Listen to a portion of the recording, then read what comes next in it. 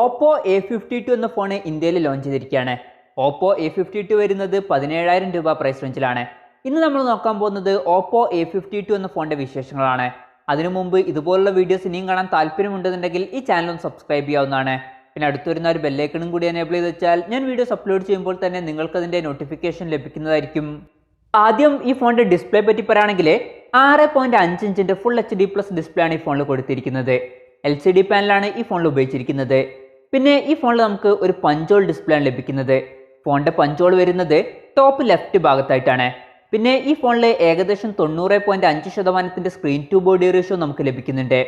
പിന്നെ കണ്ണിനൊന്നും വല്ലാതെ സ്ട്രെയിൻ വരാതിരിക്കാൻ വേണ്ടിയിട്ട് TUV റൈലന്റിന്റെ ഐ പ്രൊട്ടക്ഷൻ സർട്ടിഫിക്കേഷനുമായിട്ട് വരുന്ന ഒരു ഡിസ്പ്ലേ ആണ് ഈ ഫോണിൽ കൊടുത്തിരിക്കുന്നത്. പിന്നെ ഫോണിന്റെ ഫിംഗർ പ്രിന്റ് സെൻസർ വരുന്നത് ഫോണിന്റെ സൈഡിൽ പവർ ബട്ടണിൽ ഇന്റഗ്രേറ്റ് ചെയ്തിട്ടാണ്. ഫോണിന്റെ ബാക്കിൽ പ്ലാസ്റ്റിക് ബാക്ക് ബോഡിയാണ് കൊടുത്തിരിക്കുന്നത്. പിന്നെ ഫോണിന്റെ ബാക്കിൽ റെക്ടാങ്കുലർ ഷേപ്പുള്ള ഒരു ക്യാമറ മോഡ്യൂളും വരുന്നുണ്ട്. അത്യാവശ്യം സ്റ്റൈലിഷ് ആയിട്ടുള്ള ഒരു ഡിസൈൻ ഈ ഫോണിന് കൊടുത്തിട്ടുണ്ട്. പിന്നെ ഈ ഫോണിന്റെ വെയിറ്റ് വരുന്നത് ഏകദേശം 192 ഗ്രാമാണ്. ഈ ഫോൺ 2 കളറുകളിലാണ് വരുന്നത്, ബ്ലാക്കും പിന്നെ വൈറ്റും. പിന്നെ പ്രോസസ്സറിനെ പറ്റി പറയുകയാണെങ്കിൽ സ്നാപ്ഡ്രാഗൺ 665 എന്ന പ്രോസസ്സറുമായിട്ടാണ് ഈ ഫോൺ വരുന്നത്. ഈ ഒരു പ്രൈസ് റേഞ്ചിൽ ഇത് ബെസ്റ്റ് പ്രോസസ്സർ ആണോ എന്ന് ചോദിച്ചാൽ അല്ല എന്ന് പറയേണ്ടി വരും. കാരണം ഈ ഒരു പ്രൈസ് റേഞ്ചിൽ ഇതിനേക്കാൾ ബെറ്റർ ആയിട്ടുള്ള സ്നാപ്ഡ്രാഗൺ 730G, സ്നാപ്ഡ്രാഗൺ 720G, അതുപോലെ മീഡിയാടെക്കിന്റെ ഹീലിയോ G90T പോലുള്ള പ്രോസസ്സറുമായിട്ട് വരുന്ന ഫോണുകളൊക്കെ വരുന്നുണ്ട്. പക്ഷേ അതൊക്കെ ഓൺലൈൻ ഫോണുകളാണ്. ഇത് ഓഫ്ലൈൻ ഫോണാണ്. ഓഫ്ലൈൻ ഫോണുകളിൽ നമുക്ക് സാധാരണ ഏറ്റവും ബെസ്റ്റ് ആയിട്ടുള്ള സ്പെസിഫിക്കേഷൻ ലഭിക്കാറില്ല. അപ്പോൾ ഓഫ്ലൈൻ സ്റ്റാൻഡേർഡ് വെച്ച് നോക്കുമ്പോൾ ഈ ഒരു പ്രൈസ് റേഞ്ചിൽ സ്നാപ്ഡ്രാഗൺ 665 എന്നുള്ളത് അത്ര മോശമൊന്നുമില്ല. പിന്നെ ഈ ഒരു പ്രൈസ് റേഞ്ചിൽ നിങ്ങൾക്ക് വേണ്ടത് ബെസ്റ്റ് ആയിട്ടുള്ള പെർഫോമൻസും അതുപോലെ ഗെയിമിംഗ് ഒക്കെ ആണെന്നുണ്ടെങ്കിൽ നിങ്ങൾക്ക് ഓൺലൈൻ ഫോണുകൾ സെലക്ട് ചെയ്യാവുന്നതാണ്. കുറച്ചും കൂടി ബെറ്റർ ആയിട്ടുള്ള ഒരു പെർഫോമൻസ് നിങ്ങൾക്ക് അത് ലഭിക്കും. പിന്നെ ഈ ഫോണിൽ നമുക്ക് 6GB RAM ആണ് ലഭിക്കുന്നത്. 128 GB ഇന്റേണലും ലഭിക്കുന്നുണ്ട്. പിന്നെ കമ്പനി പറഞ്ഞിരിക്കുന്ന മറ്റൊരു കാര്യം, ഈ ഫോണിന്റെ 4GB RAM 128 GB ഇന്റേണലുമായിട്ട് വരുന്ന വെർഷനും അതുപോലെ തന്നെ 8GB RAM 128 GB ഇന്റേണലുമായിട്ട് വരുന്ന വെർഷനും ലോഞ്ച് ചെയ്യുമെന്നാണ്. പക്ഷെ ഇപ്പോൾ അത് ലോഞ്ച് ചെയ്തിട്ടില്ല. LPDDR4Xന്റെ RAM ആണ് ഈ ഫോണിൽ ഉപയോഗിച്ചിരിക്കുന്നത്. UFS 2.1 സ്റ്റോറേജ് ടൈപ്പുമായിട്ടാണ് ഈ ഫോൺ വരുന്നത്. പിന്നെ ഈ ഒരു ഫോൺ ഇന്ത്യയിൽ അന്ന് തന്നെ ലോഞ്ച് ചെയ്ത വിവോ Y50 എന്ന ഫോണിൽ ഇതിനേക്കാൾ കൂടിയ പ്രൈസ് റേഞ്ചിൽ eMMC സ്റ്റോറേജ് ടൈപ്പാണ് കൊടുത്തിരിക്കുന്നത്. അതൊക്കെ വെച്ച് നോക്കുമ്പോൾ ഈ ഫോണിൽ UFS 2.1 സ്റ്റോറേജ് ടൈപ്പ് ലഭിക്കുന്നു എന്നത് നല്ലൊരു കാര്യം തന്നെയാണ്. പിന്നെ മെമ്മറി എക്സ്പാൻഡ് ചെയ്യണമെന്നുണ്ടെങ്കിൽ ഈ ഫോണിൽ നമുക്ക് ഡെഡിക്കേറ്റഡ് മെമ്മറി കാർഡ് സ്ലോട്ട് ലഭിക്കുന്നുണ്ട്. അതായത് 2 സിം യൂസ് ചെയ്യുമ്പോൾ തന്നെ ഒരു മെമ്മറി കാർഡ് നമുക്ക് സെപ്പറേറ്റ് ആയിട്ട് യൂസ് ചെയ്യാം. പിന്നെ ഫോണിന്റെ പെർഫോമൻസ് മെച്ചപ്പെടുത്താൻ വേണ്ടിയിട്ട് ഹൈപ്പർ ബൂസ്റ്റ് എന്നുള്ള ഒരു ഫീച്ചർ കൊടുത്തിട്ടുണ്ട്. ഈ ഫോണിന്റെ എടുത്തു പറയേണ്ട ഒരു ഫീച്ചറായിട്ട് വരുന്നത് ഈ ഫോണിൽ നമുക്ക് ഡ്യുവൽ സ്റ്റീരിയോ സ്പീക്കേഴ്സ് ലഭിക്കുന്നുണ്ട്. സാധാരണ ഈ ഒരു പ്രൈസ് റേഞ്ചിൽ വരുന്ന ഫോണുകളിൽ കാണാത്തൊരു ഫീച്ചറാണിത്.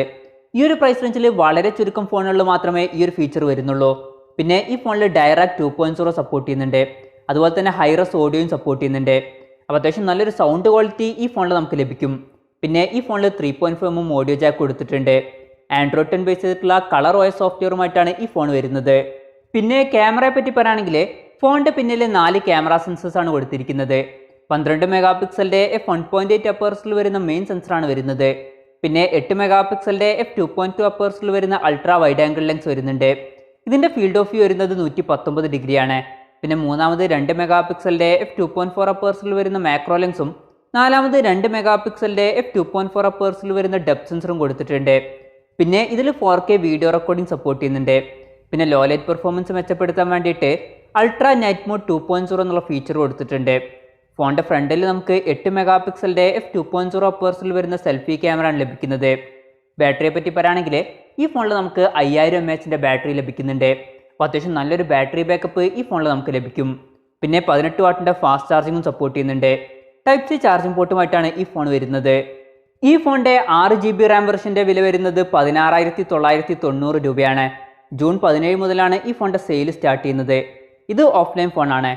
പുറത്ത് ഷോപ്പുകളിലും അതുപോലെ തന്നെ ഓൺലൈൻ ഷോപ്പിംഗ് സൈറ്റുകളിലും ഈ ഫോൺ നമുക്ക് ലഭിക്കും. പിന്നെ ബാങ്ക് ഓഫ് ബറോഡയുടെ ക്രെഡിറ്റ് കാർഡോ അല്ലെങ്കിൽ ഫെഡറൽ ബാങ്കിന്റെ ഡെബിറ്റ് കാർഡോ യൂസ് ചെയ്തിട്ട് EMIയിൽ നമ്മൾ ഫോൺ എടുക്കുകയാണെന്നുണ്ടെങ്കിൽ 5% ക്യാഷ് ബാക്ക് നമുക്ക് ലഭിക്കും. അപ്പോൾ ഓവറോൾ പറയുകയാണെന്നുണ്ടെങ്കിൽ ഓൺലൈൻ ഫോണുകളുടെ കാര്യം കൂടി നമ്മൾ നോക്കുകയാണെന്നുണ്ടെങ്കിൽ ഓൺലൈനിൽ നമുക്ക് ഇതിനേക്കാൾ ബെറ്റർ ആയിട്ടുള്ള ഫോണുകൾ ഈ പ്രൈസ് റേഞ്ചിൽ ലഭിക്കുന്നുണ്ട്. പക്ഷേ ഓഫ്ലൈൻ ഫോണുകളുടെ കാര്യം മാത്രം നോക്കുകയാണെന്നുണ്ടെങ്കിൽ ഓഫ്ലൈനിൽ ഇത് അത്യാവശ്യം തരക്കേടില്ലാത്ത നല്ലൊരു ഫോണാണ്. പ്രത്യേകിച്ച് ഈ ഒരു ഫോൺ ലോഞ്ച് ചെയ്ത അതേ ദിവസം ഇതിനേക്കാൾ കൂടിയ പ്രൈസ് റേഞ്ചിൽ ലോഞ്ച് ചെയ്ത വിവോ Y50 എന്ന ഫോണിനേക്കാളും ബെറ്ററാണ് ഈ ഫോൺ.